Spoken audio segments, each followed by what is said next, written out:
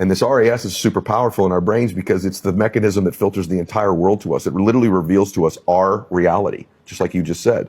It reveals our reality. Every freaking where I go, I see Teslas now. Because it's become important to me.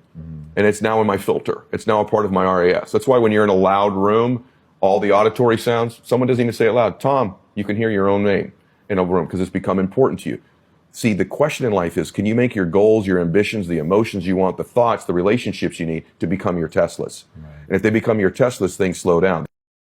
There's a part of your brain called the reticular activating system. Size of your pinky, and it's your selective seeking part of your brain. If we didn't have this in our brain, the brain would short circuit. There's like millions of stimulation every day. We need to have something to filter out the noise. So here's how this works with gratitude. Let's say you buy a red car, red Ford Mustang. And you've been researching the red Mustang for months. You finally buy the car, you're driving home from the dealership, and what do you see all over the place?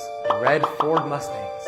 And you're thinking, damn, did everybody buy this car because I bought one? Or were they always there, but now I've activated the RAS to see it? They were always there, but you gave that order to the RAS to now see it. This works the same way with gratitude, or the opposite.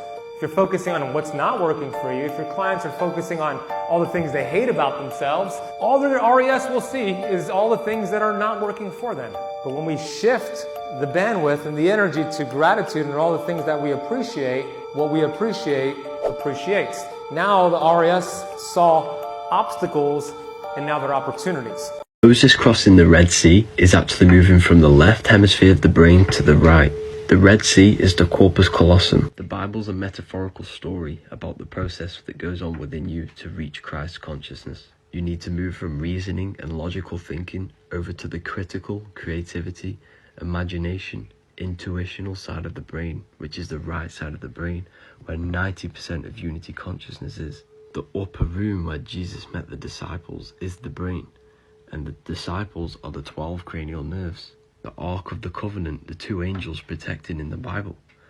These are actually the two hemispheres of the brain covering the most important parts of the brain, the pineal and pituitary gland. There's an interesting part of the brain. It's called the RAS, Reticular Activating System. It's a filter for the brain, and it works in our subconscious mind to filter out unnecessary information.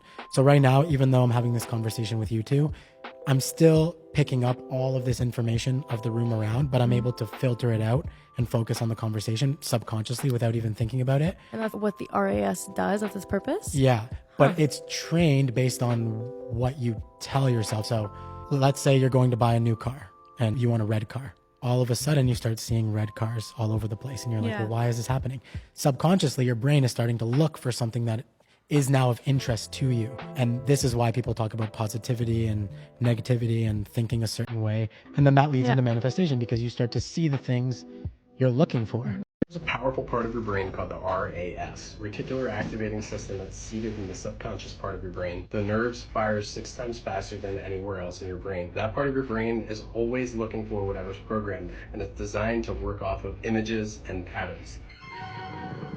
When you envision yourself doing something or achieving something, you're programming that part of your brain to filter everything else out for stimuli and focus. Like and follow us for more tips like this so that we can help you make the rest of your years the best of your years.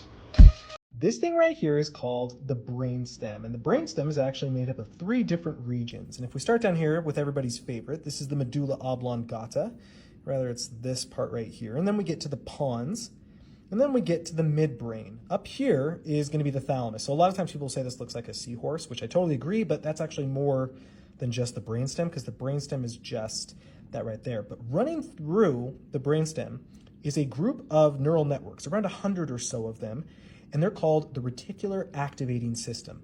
And they are partly responsible for your focus. So right now, like you are wearing clothes, I hope, and you're not feeling those clothes. Well, now you're sensing them, but you weren't sensing them, and that's because the repetitive information was getting filtered out by your reticular activating system. It's like, I don't need to feel my shirt. I don't need to feel my socks. Like if you were to get into the shower, the water hitting your body, eventually you're going to start ignoring it because it's just repetitive. It's not very useful. And that's exactly what's going to happen here is the reticular activating system is going to be like, hey, I don't need that. So you can thank your reticular activating system for helping you ignore a lot of the things around you. You do get a picture in your imagination of who you prefer to be, what you prefer to be doing, where you prefer to be doing it, how you prefer to be doing it. When you see that, all you really have to do is mimic it, mirror it, act it out as best as you can on all levels of your life. All you have to do is be like that person in your mind's eye. Do things the way he or she would do it. And then when you start doing things the way he or she would do it, you will change your vibration to the vibration that is representative of that life.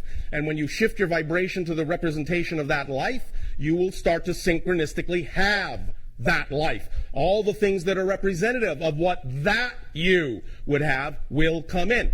So that's how to use your imagination as an actual tool, an actual application tool. The idea being that when you open up to your imagination, you reset yourself, take yourself back to zero. Then you create the picture that is you, that you prefer to be. Then you act like it. You behave like it. And then you have 1, 2, 3, the whole manifestation process right there. 1, 2, 3. Let yourself reset using your imagination. Let yourself create using your imagination. Let yourself act it out using your imagination. And your imagination, thus then used in the 1, 2, 3 way, will allow you to become the magician that you are, and you will become a nation of magi. If you can hold a thought and a feeling for 17 seconds, everybody say 17. 17. Let's just say, I'm abundant. So if you can hold that and feel that, they say within 68 seconds, all of the light, abundant vibrations and things begin to move towards you. That's how powerful you are. So what would happen if you could hold that thought for 3 minutes, or 5 minutes, or 10 minutes, 3 times a day? You will begin to have coincidences, synchronicities. The whole universe will begin to bend, shape, and mold to align with what you hold to be true, because you really believe, I am abundant. I am blessed. The thought and the feeling produces a knowing on the inside of you. It's a universal law. It has to work. What's the best way to manifest something? Okay, you have a desire, a wish, so you've already put energy into it by thinking about it. You've deleted choices. You're down to one choice. I would like that. I would really like that to manifest in my life. Have a better job, or I would somehow make more income, whatever it is. Romantic relationship, people. Well, yeah, I think they're still allowed. You've done a lot of work already. You've already given energy to deciding what it is, and you've decided you're down to one thing now, and a lot of energy and thought has gone into that. So now carry that forward. So the next step is visualize you already have it. Now, what does it feel like now that you have it? What are the feelings? Well, you can be thankful, you're overjoyed, give thanks to your Creator. Oh, get into the feeling. The feeling is so powerful. People don't realize. It's like the first time you fell in love. What was that feeling like? Well, it's different from every other feeling you've ever had. It's very powerful. So think of that. Think of something, if you have trouble or difficulty getting to that feeling mode. Okay, I already have it. I visualize I already have it. I've got more money coming in every month now. I've got a better job. Met a girl that I'm dating and we're having a good time. We're getting along. What's that feeling like? Stay with that feeling. And then stop it. You have it already. Don't ever go back and and give energy to the fact that you lack money, you don't have enough money, then you're falling back. You've fallen off the wagon.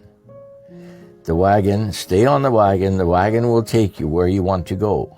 But don't do self-sabotage, which we're also very good at.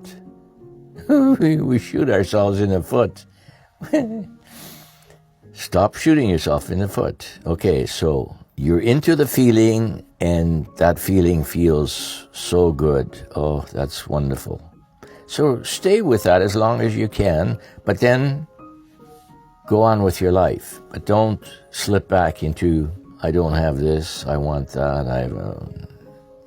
That's a negative mode. That's low energy. You're living on frequencies. Now, when you think of something, what you've done is you've flipped your brain onto a higher frequency. The very fact you can see it is all the proof you need to know you could get it. What you have to do is raise your level of consciousness to that frequency, and then you will attract whatever's on that frequency, all the good you need to manifest the idea. Any idea that's held in the mind, that's emphasized, that's either feared or revered, so it could be bad or good, will begin at once to clothe itself in the most convenient and appropriate form available. It starts to move into form.